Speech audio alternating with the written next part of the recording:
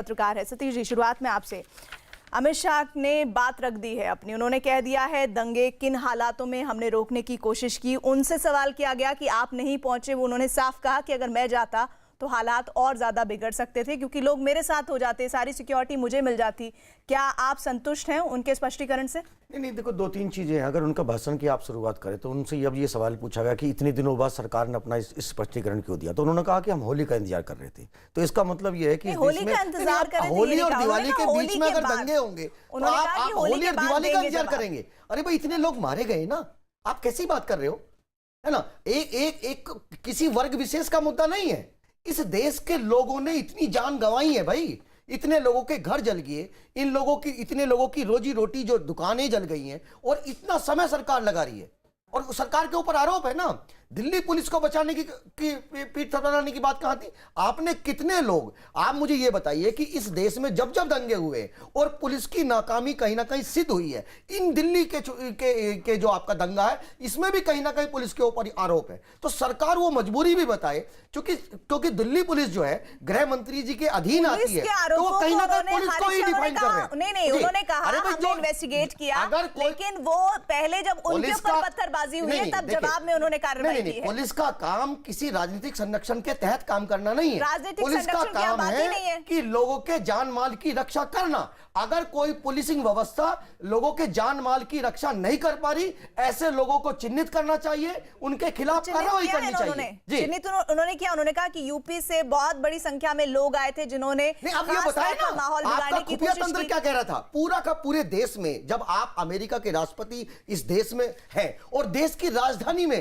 अगर ये तांडव मच रहा है, तो बाकी देश की स्थिति क्या है आप बताइए ना। अच्छा, आप ये सारी बातें आपको याद है? उन्होंने ये भी कहा कि रामलीला मैदान में भी भड़काऊ भाषण दिया गया था। वारिस पठान का बयान आप मिस कर गए। वारिस पठान का बयान भी गलत था। अगर आपको लगता है कि रामलीला ग्राउंड के अंदर जो बातें हुई, लेकिन वहां कपिल मिश्रा जी के भाषण के बारे में कुछ कहा उन्होंने प्रवेश वर्मा जी के बारे में कुछ कहा, या अनुराग ठाकुर जी जो इस समय अपने कैबिनेट में शामिल हैं, उनको ऐसे लोगों के खिलाफ कार्रवाई करना तो दूर, ऐसे लोगों के लिए कोई सीख देनी चाहिए थी, उनको कोई बयान जारी करना चाहिए। वाजपेयी जी, अनुराग ठाकुर का नाम लिया जाना चाहिए था, प्रवेश वर्मा का भी जिक्र होना चाहिए था, बिल्कुल होना चाहिए। नहीं, देखिए, बयानों का जहां एक तरफ बयान है, दूसरी तरफ हिंसा है। सवाल इस बात का है, बयान खाली एक तरफ से नहीं आए, बयान कई तरफों से आए हैं, और बयान बड़े गंभीर बयान आए हैं। लेकिन हम उस पर नहीं जा रहे। हम ये कह रहे हैं कि हिंसा क्यों हुई, उस कारणों में जाना पड़ेगा, और ये हिंसा दोबारा ना हो, ये भी हमको सोचना पड़ेगा। हिंसा में पुलिस ने क्या कार्रवाई की है वो सबके सामने आ रही है। पुलिस के 179 जवानों को चोट आई है, 2 डीसीपी के लोग, 1 डीसीपी तो मर ही गए हैं, 1 बड़े सीरियस हैं। मतलब ये आप कैसे कहते? और पुलिस को घेर के पथराव किया जाएगा? क्या करेगी पुलिस उस वक्त, बताइए? जब एक तरफ से हजारों लोगों की भीड़ आएगी और इधर 100 लोग पुलिस वाले हैं, तो कैसे जान बचाएंगे? अभी सारा रिकॉर्ड खोल के अमित शाह जी ने आपके सामने रख दिया, आप फिर भी डाउट कर रहे हैं। ये नहीं है पॉलिटिकल लीडर्स का काम। पॉलिटिकल लीडर्स का काम है कि मुद्दे की गंभीरता को समझते हुए अपील करें कि इस तरह की दोबारा ना हो।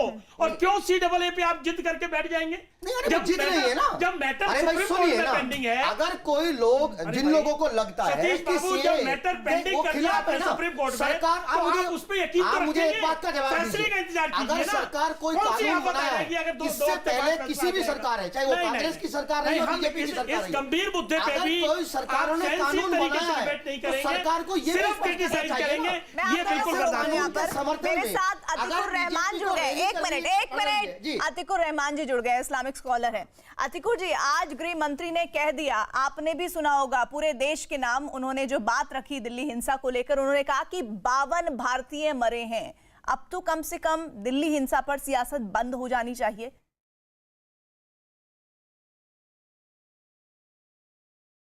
मैंने अच्छी तरह से सुना। आज उनको भारतीय याद आ रहे हैं।